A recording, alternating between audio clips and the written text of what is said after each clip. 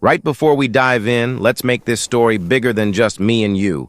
Tell me in the comments, what part of the world are you watching from? And what's the clock striking there? Morning, night, or somewhere in between, I want to see how far this story can reach. Now lean closer. Here's where it all begins. The dust devil that swept through Bitter Creek's town square on that October morning in 1889 carried with it the scent of endings, dried sage, horse sweat, and something darker that Samuel Hartwell couldn't quite name, but recognized in his bones. The swirling column of desert wind moved like a living thing across the packed earth, lifting debris and memories with equal indifference before dissipating against the weathered facade of Murphy's General Store. Sam stood at the edge of the gathering crowd, his weathered hands gripping the brim of his hat so tightly the leather creaked in protest. At 58, he carried himself with the careful posture of a man who had learned that the world could steal everything you loved in the space between one heartbeat and the next. His face, carved by grief and weathered by 5 years of solitude, bore the deep lines that came not from laughter, but from squinting into desert sunrises, while wondering why he bothered to wake up at all. The crowd pressed closer to the makeshift auction platform, a tide of unwashed bodies and whiskey breath that made the morning air thick and poisonous. Sam recognized most of the faces, ranchers whose spreads bordered his own forgotten corner of Devil's Canyon, storekeepers who measured their worth in dollars and cents, drifters who had washed up in Bitter Creek like debris after a flash flood, men who called themselves civilized while preparing to engage in commerce that would have shamed the barbarians they claimed to be fighting. Above them all, the platform groaned under the weight of more than wood and iron. Upon it stood something that would haunt civilized men's dreams if they possessed the conscience to be haunted. A sight that made Sam's chest constrict with emotions he thought he had buried alongside his family 5 years ago. Ayanna stood upon the auction block like a monument to a dying people, her wrists bound with iron shackles that caught the morning sun and threw it back in bitter fragments. She was perhaps 25, Sam judged, with the kind of beauty that came not from softness, but from surviving things that would have broken lesser souls. Her copper skin glowed with the health of someone who had lived her entire life under the desert sun, and her black hair hung in a single braid down her back, adorned with small turquoise beads that caught the light, the only remnant of a culture that had been systematically erased from this land. Her clothing was simple but clean, a white cotton dress that someone had provided for the auction, modest and practical, designed to make her appear civilized to the buyers below. But civilization was a thin veneer over something wild and unbroken that showed in every line of her posture, every controlled breath, every carefully measured heartbeat. It was her eyes that stopped Sam's breath in his throat. Dark as midnight and twice as deep, they held no plea for mercy, no surrender to her circumstances. Instead, they burned with a defiance that reminded him so powerfully of his daughter Emma that his chest constricted with the familiar ache of loss. Emma, who had stood just so when facing down the town bully at 14, chin raised, spirit unbroken, even as tears threatened.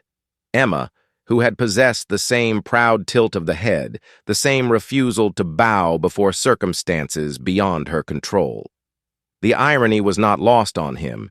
Here he stood, watching an Apache woman suffer the same dehumanization that her people had supposedly inflicted on his family, and yet all he could see in her face was the echo of his beloved daughter's courage. The contradiction made his head spin and his heart race with something that might have been recognition or might have been guilt. "What am I bid for this fine specimen?" The auctioneer's voice cut through the desert air like a rusty blade drawn across stone. Pickering was a nervous man who owed money to half the crowd and favors to the other half, his thin frame draped in a coat that had seen better decades. Sweat beaded on his forehead despite the cool morning air, and his voice carried the false enthusiasm of a man trying to convince himself that what he was doing fell within the bounds of civilized commerce. "Strong back, young enough to bear children, knows her place," Pickering continued, his words carefully chosen to appeal to the baser instincts of his audience. "Perfect for kitchen work, field hands, or—" His pause was deliberate, loaded with implications that made decent men look away and indecent men lean forward with hungry eyes.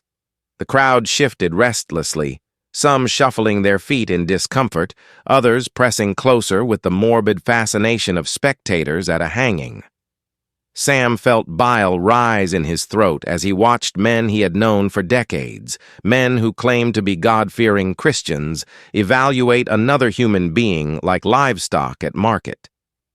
"She's the last one, boys," Pickering added, his voice taking on the urgency of a snake oil salesman sensing resistance in his audience. "Last Apache woman in the territory. Government rounded up the rest, shipped 'em off to reservations in Oklahoma. This here's your chance to own a piece of history." A piece of history. As if Ayanna were some artifact to be displayed in a parlor, rather than a woman with thoughts, feelings, dreams that had been crushed beneath the weight of manifest destiny and racial hatred. $50! The first bid came from Jeremiah Walsh, the banker whose soft hands had never known honest work. Walsh stood near the front of the crowd, his round face flushed with excitement and something darker that Sam didn't want to contemplate. The banker's wife had died the previous spring, leaving him alone in his big house on Elm Street, and the way his eyes lingered on Ayanna's figure made Sam's stomach churn. 75.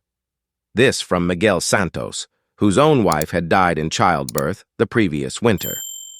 Santos was a decent man under normal circumstances, a hard-working rancher who treated his Mexican vaqueros with respect and paid fair wages.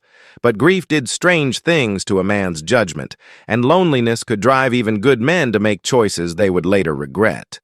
The bids climbed with each shout, and with each increase, something twisted deeper in Sam's gut. He watched Ayanna's face, searching for some crack in her composure, some sign that the horror of her situation was breaking through her warrior's mask. But she remained still as carved stone, her gaze fixed on some distant point beyond the crowd, beyond the town, perhaps beyond this world entirely. Her stillness was not resignation. Sam recognized that much.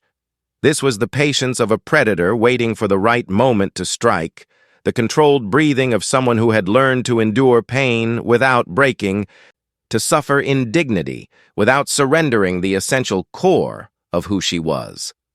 It was a strength that reminded him once again of Emma, who had faced her own death with similar courage. 125, called out Tom Henderson, the livery stable owner whose reputation for treating animals badly was exceeded only by his reputation for treating women worse. $150. The voice that boomed across the square belonged to Jake Morrison, and at the sound of it, Sam's blood turned to ice water in his veins. The crowd fell silent, understanding instinctively that they were witnessing something darker than a simple auction. This was Morrison's territory, his moment of power, and wise men knew better than to challenge him when the blood was up in his veins. Morrison stood 6'4" in his boots, with shoulders broad enough to block out the sun and arms like tree trunks that had crushed more than one man's windpipe in moments of rage. His face was a roadmap of violence, crossed with scars that told tales of bar fights, range wars, and the kind of casual brutality that marked certain men as fundamentally different from their fellow humans. His small pig eyes held no trace of mercy or compassion, only the cold calculation of a predator who had found something weaker than himself to torment. The man's very presence seemed to suck the light from the morning, creating a vortex of malevolence that drew all attention to itself. His reputation preceded him into every saloon, every town, every gathering of men who lived by violence. Stories were told in whispers of his cruelty, of men beaten senseless for imagined slights, of families driven from their homes for the crime of being different, of a trail of broken bodies that stretched from here to the Mexican border. But it was more than physical intimidation that made Morrison dangerous. He possessed the cunning of a man who understood that true power came not just from strength, but from the willingness to use that strength without conscience or restraint. He knew how to hurt people in ways that left no visible marks, how to destroy lives while maintaining plausible deniability, how to make his victims complicit in their own destruction. Sam felt something shift inside his chest, like a door he'd kept locked for 5 years, suddenly straining against its hinges. The sight of Morrison preparing to claim Ayanna triggered memories he had tried so hard to bury. Emma's funeral, the weight of her small coffin, the way Martha had looked at him with eyes full of blame before turning away forever. Morrison's ownership of Ayanna would mean more than just another broken soul added to his collection of victims. It would mean the systematic destruction of the last representative of a people who had once called this land home, the final victory of hatred over understanding, of might over right. It would mean that Sam's own daughter's teachings about standing up for those who couldn't stand up for themselves would die with him in his hermit's cave, unremembered and unheeded. He thought of Emma's last letter, written in her careful schoolgirl script, and delivered 3 days after her funeral by a postal clerk who didn't know that the recipient was already beyond caring about earthly correspondence. "Papa, you always taught me to stand up for those who can't stand up for themselves. Sometimes the strongest person in the room is the one who chooses to help rather than to hurt. Promise me you'll remember that, even when I'm not there to remind you." The promise he'd never had the chance to make. The words that had arrived like a voice from beyond the grave, demanding an accounting he wasn't sure he could provide. The crowd held its collective breath as Morrison's bid hung in the air like smoke from a dying fire. Sam could feel the weight of every eye in the square, could sense the unspoken understanding that they were balanced on the knife's edge of something that would be remembered long after the dust settled and the participants had returned to their ordinary lives. $200. His own voice surprised him, cutting through the morning air with the authority of a man who had once commanded respect simply by existing. The words seemed to come from somewhere outside himself, as if Emma's spirit had taken control of his vocal cords and spoken the challenge that his conscious mind was still struggling to formulate. The crowd turned as one, their faces registering shock at seeing Sam Hartwell, the hermit of Devil's Canyon, the man who hadn't spoken to another soul in months, standing among them with his life savings clutched in his weathered fist. Murmurs rippled through the assembly like wind through wheat, carrying fragments of surprise and speculation. "Hartwell?" someone whispered. "Thought he was dead. Haven't seen him in town for nigh on a year. What's he want with an Apache woman?" Sam ignored the voices. His attention focused entirely on Ayanna's face. Her eyes found his across the sea of hostile faces, and for a moment that stretched between them like a bridge across time and grief. Something passed between them. Recognition, perhaps. Or simply the acknowledgement that sometimes salvation came from the most unexpected sources. Morrison's face darkened like a storm cloud gathering on the horizon, his small pig eyes narrowing to slits that promised violence and retribution. The man was not accustomed to being challenged, especially not by broken-down hermits who should have known better than to interfere in his business. His massive hands clenched and unclenched at his sides, and Sam could see the effort it took for him to restrain himself from immediate violence. Well, Morrison's voice carried the lazy confidence of a predator who had found unexpected sport. "Look what crawled out of his hole. You sure you want to make that kind of enemy, Hartwell?" The threat was clear and public, delivered with the casual ease of a man who had never faced meaningful consequences for his actions. Morrison was accustomed to getting his way through intimidation, to making problems disappear through the simple application of overwhelming force.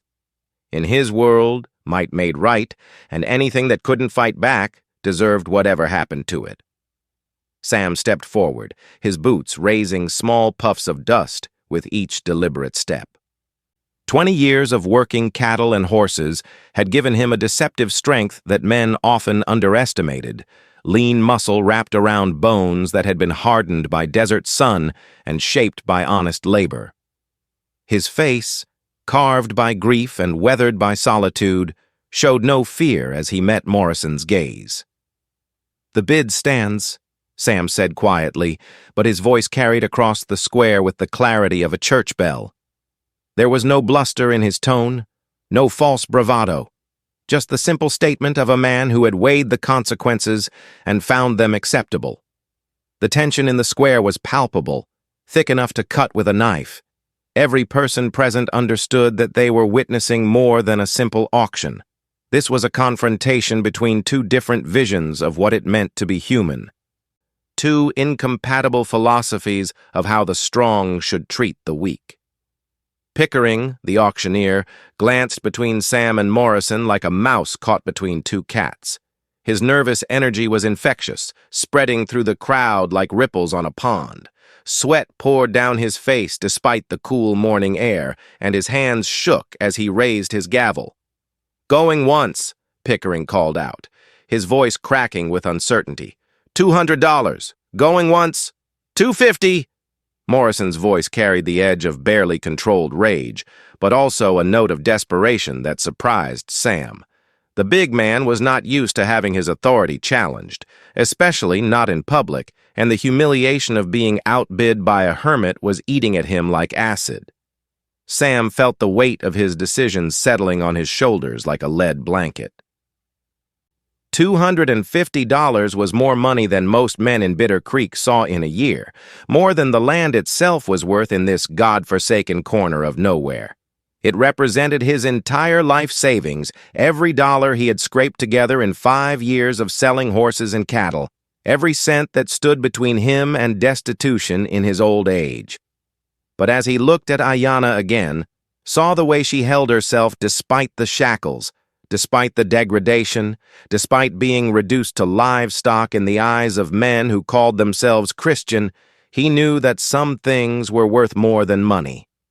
300. The silence that followed was absolute, broken only by the whisper of wind through the cottonwoods and the distant cry of a hawk circling overhead. $300 was beyond the reach of any man in Bitter Creek who wasn't prepared to mortgage his soul to own another human being. Even Morrison, for all his bluster and cruelty, understood the arithmetic of the moment. "Sold!" Pickering's gavel came down like a gunshot, sealing a bargain that would change 2 lives forever. The sound echoed off the buildings surrounding the square, marking the moment when Samuel Hartwell purchased not property, but responsibility. Not ownership, but obligation. As Sam approached the platform to claim his purchase, the word tasted like ashes in his mouth. The crowd began to shift and mutter. Faces that had been eager for entertainment now showed something uglier, the resentment of men who saw their natural order challenged by an outsider's actions. "Indian lover," someone hissed from the back of the crowd, brave in his anonymity. "Ought to be ashamed, buying Apache trash," added another voice, emboldened by the first. "What's a hermit want with a woman anyway?"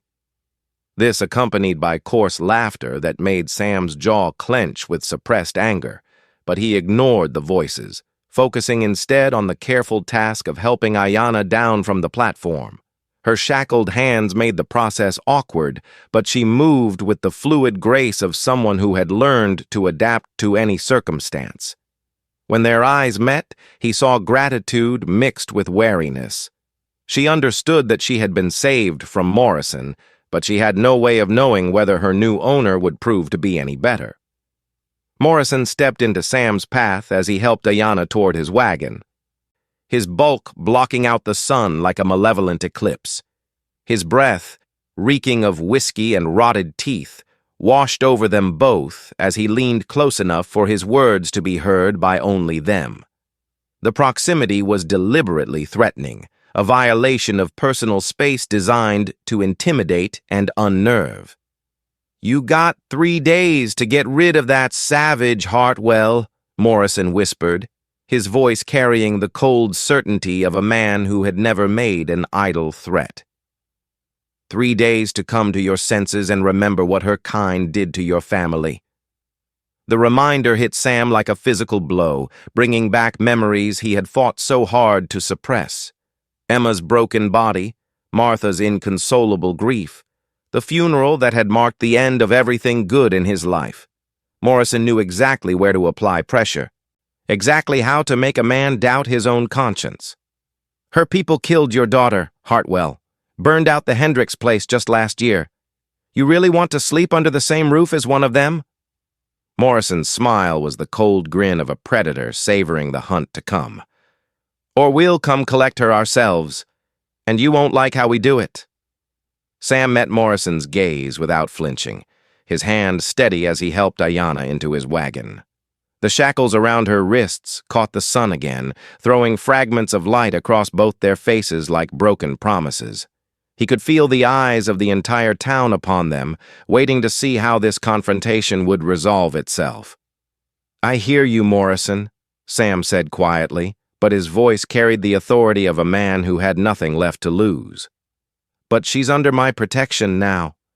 That makes any threat against her a threat against me." The wagon rolled out of Bitter Creek under a sky that had turned the color of old pewter, heavy with clouds that promised rain but delivered only oppressive heat. Sam clicked his tongue at the horses, a matched pair of bays that had served him faithfully for 7 years, urging them toward the mouth of Devil's Canyon and the uncertain future that awaited them there. Beside him, Ayanna sat silent and straight-backed, her bound hands folded in her lap like a prayer offered to gods who seemed to have forgotten her existence. Her face revealed nothing of whatever thoughts moved behind those midnight eyes, but Sam could sense the tension in her posture, the careful alertness of someone who had learned that survival depended on constant vigilance. The landscape around them was harsh and beautiful in the way that only desert country could be. Red rock formations that rose like ancient temples toward the sky, stands of palo verde and mesquite that had learned to find water where none seemed to exist, vast expanses of sand and stone that could kill the unprepared but nourish those who understood their secrets. As they traveled deeper into the canyon, Sam found himself stealing glances at his silent companion. She was nothing like what he had expected when he made his impulsive bid. There was no gratitude in her bearing, no submission, no acknowledgement that he had saved her from a fate worse than death. Instead, she carried herself with the dignity of someone who understood that circumstances could change, but character remained constant. The silence between them was not uncomfortable. It was the shared quiet of two people who had learned that words could wound as easily as heal, that sometimes the most profound communications required no speech at all. Sam had grown accustomed to solitude over the past 5 years, had learned to find companionship in the desert wind and the cry of hawks. But having another human presence beside him felt both strange and oddly comforting. The Devil's Canyon Ranch sprawled across a valley that God seemed to have forgotten, where red rock walls rose like cathedral spires toward a sky so blue it hurt to look at directly. Sam had chosen this place 15 years ago for its isolation, never imagining that solitude would become both his sanctuary and his prison. The ranch house, built from local stone and weathered timber, sat like a prayer offered to the desert wind, humble, enduring, shaped by forces larger than human ambition.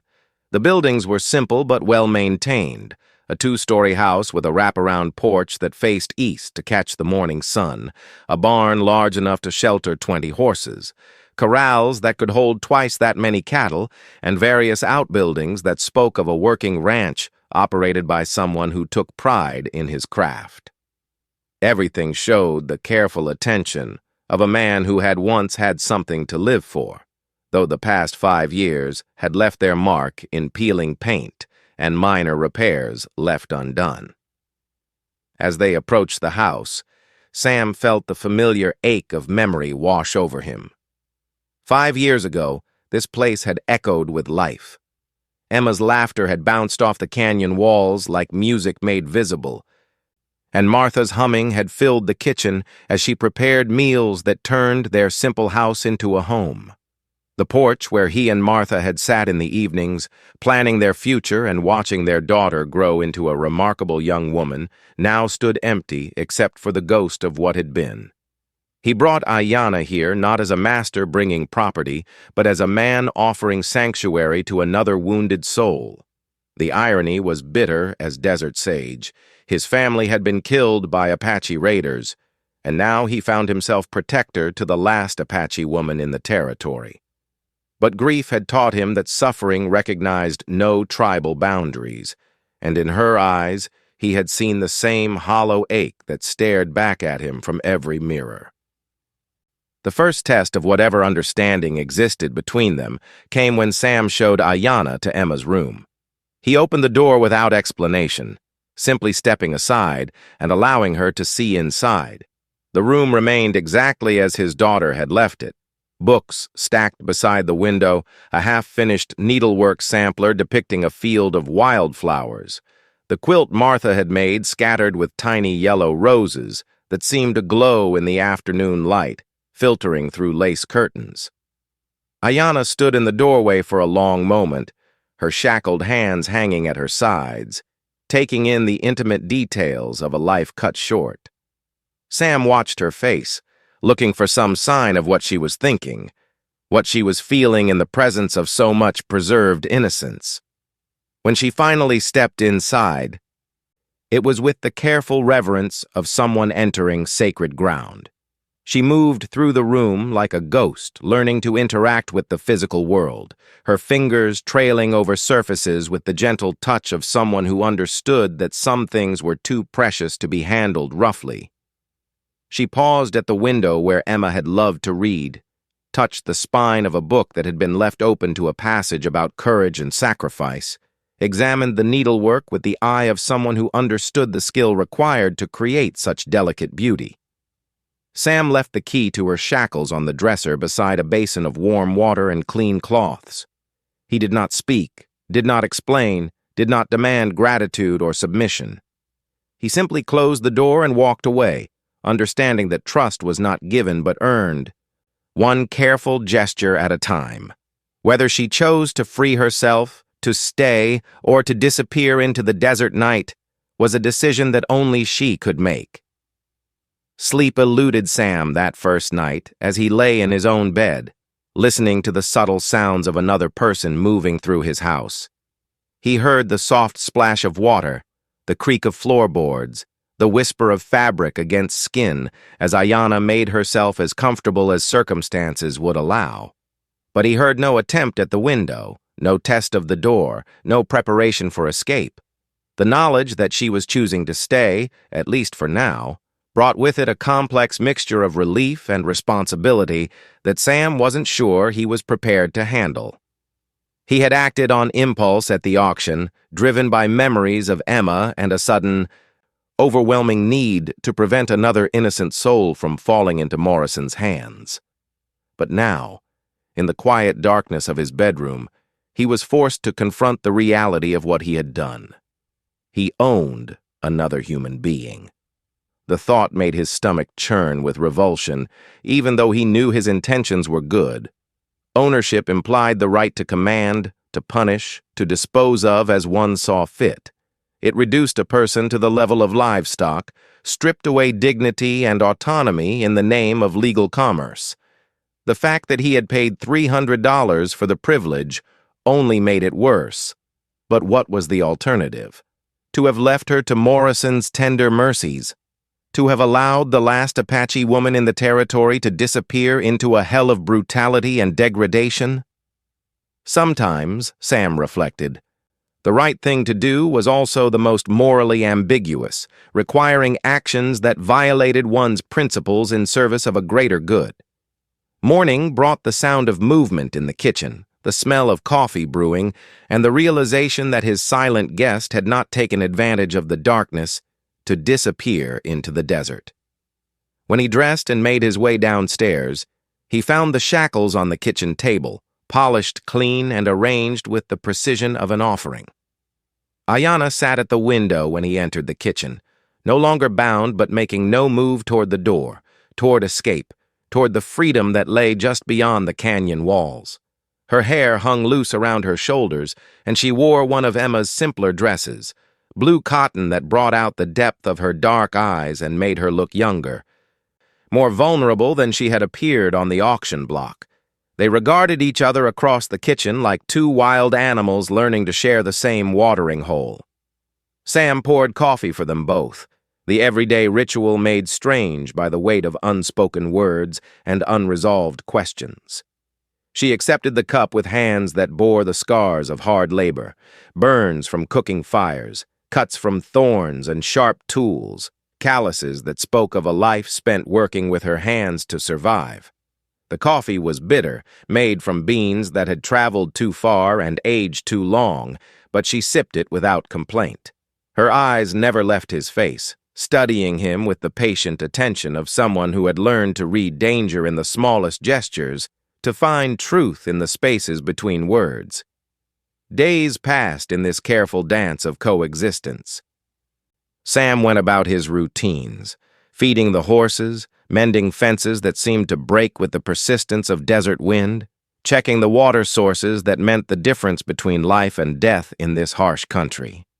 The work was familiar, comforting in its repetition, but now he found himself conscious of being observed, of having an audience for the small rituals that had kept him sane during 5 years of solitude. Ayanna moved through the house like a ghost, learning to be human again, touching objects with reverent fingers, staring out windows at the vast expanse of freedom she chose not to claim. She handled Emma's possessions with particular care, as if she sensed that these things were sacred, that they represented more than mere objects to the man who had given her shelter. She never spoke. Not English, not Apache, not even the wordless sounds that humans make when they think they're alone. But Sam began to understand that silence could be its own language, rich with meaning for those who knew how to listen.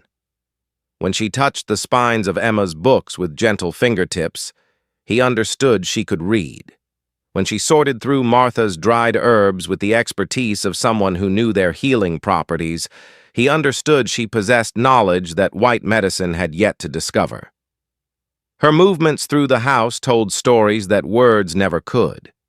The way she paused at Emma's mirror, studying her own reflection with the curiosity of someone who had not seen herself clearly in years.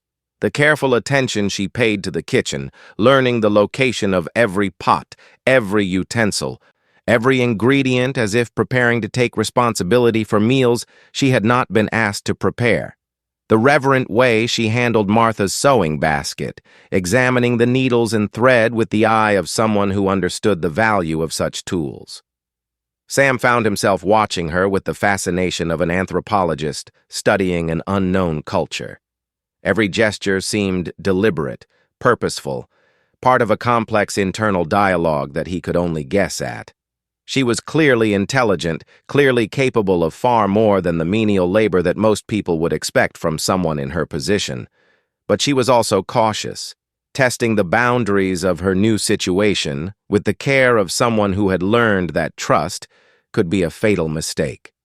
The breakthrough came on the 3rd morning, when Sam stumbled into the kitchen nursing a gunshot wound that had festered despite his clumsy attempts at treatment. He'd taken the bullet 2 weeks earlier during a confrontation with cattle rustlers who had been using his water holes without permission, and infection had set in with the cruel persistence of desert heat. Fever made his vision swim like looking through water, and pain radiated from the wound like fire spreading through dry timber. Sam had been treating it himself with whiskey and willpower, but both were proving inadequate against the advancing infection. He could feel the poison spreading through his system, sapping his strength and clouding his judgment. Ayanna took one look at his condition and moved with swift efficiency that spoke of extensive experience treating battle wounds. Without asking permission, she pushed him into a chair and began gathering supplies: Martha's sharpest knife, clean bandages, a bottle of whiskey that Sam kept for emergencies. Her hands were gentle but firm as she cut away his shirt, her touch clinical, yet somehow comforting. The procedure was brutal and necessary.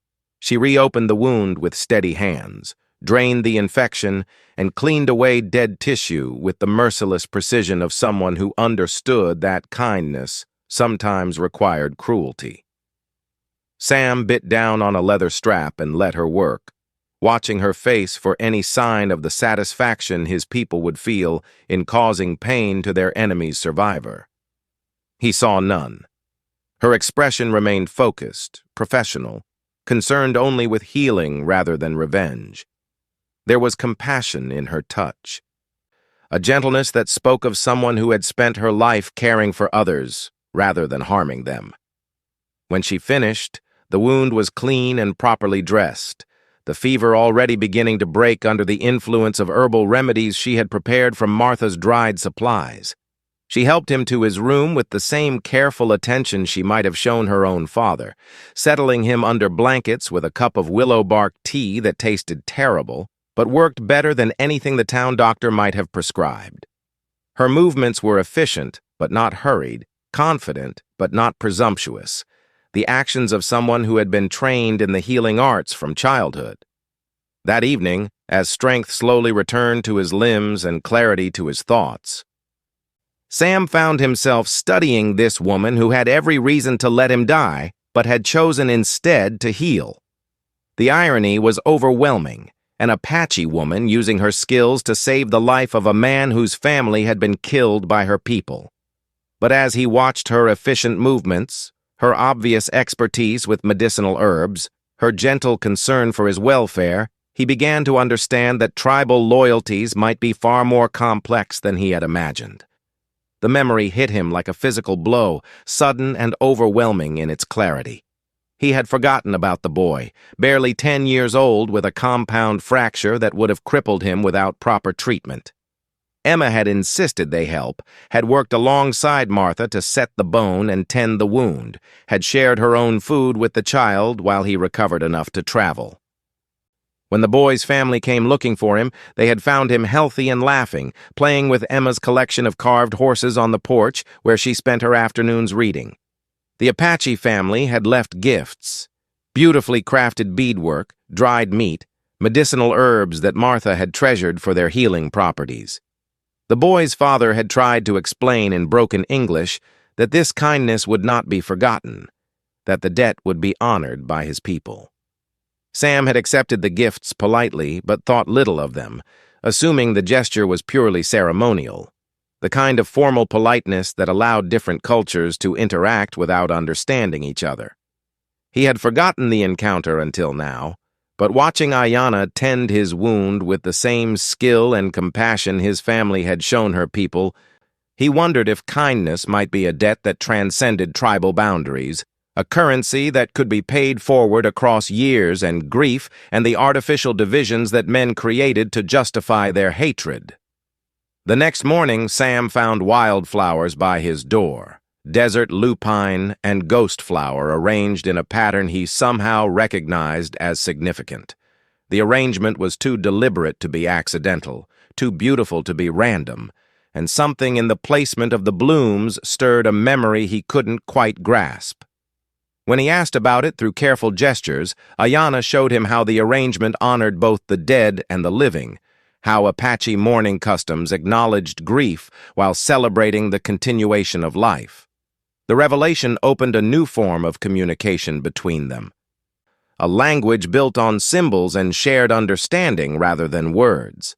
Sam began leaving wildflowers by her door each morning, learning through trial and error which combinations held meaning, which colors spoke of respect rather than romance, which patterns said, "I see your loss," rather than, "I claim ownership." The ritual became a conversation conducted in the language of growing things, a daily acknowledgement that they were both survivors of tragedies that had shaped them but need not define them. Their communication evolved beyond flowers into shared work that required no words. They mended fences together, her smaller hands able to reach places his could not, their different techniques combining into something more efficient than either could achieve alone.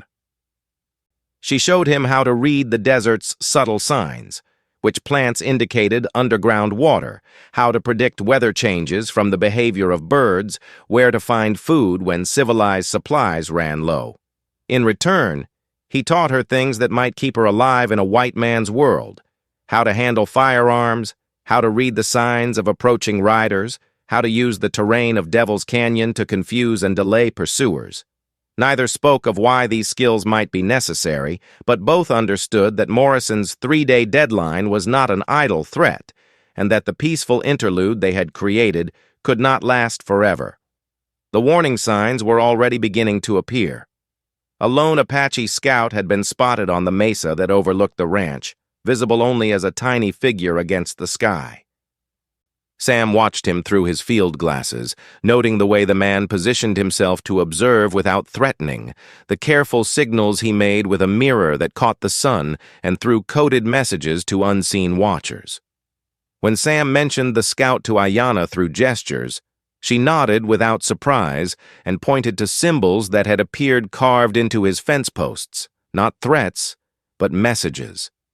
She translated them carefully, using a combination of pantomime and drawings in the dirt.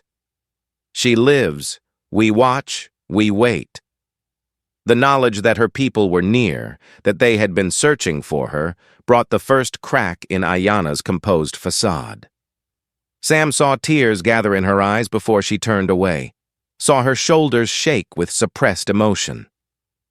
He understood then that her silence had been not just caution, but a form of mourning. She had believed herself to be the last, the final remnant of a people systematically destroyed. That night, she spoke her first word in English: "Father." The word hung in the air between them like a bridge across an impossible chasm, carrying with it the weight of loss, hope, and the terrible knowledge that their peaceful sanctuary was about to be tested by forces neither of them could control. In the distance, a coyote howled its ancient song to the desert stars, and Sam found himself wondering if some bridges were meant to be built not with wood and stone, but with the more fragile materials of understanding, forgiveness, and the courage to choose compassion over revenge when the moment of reckoning finally arrived.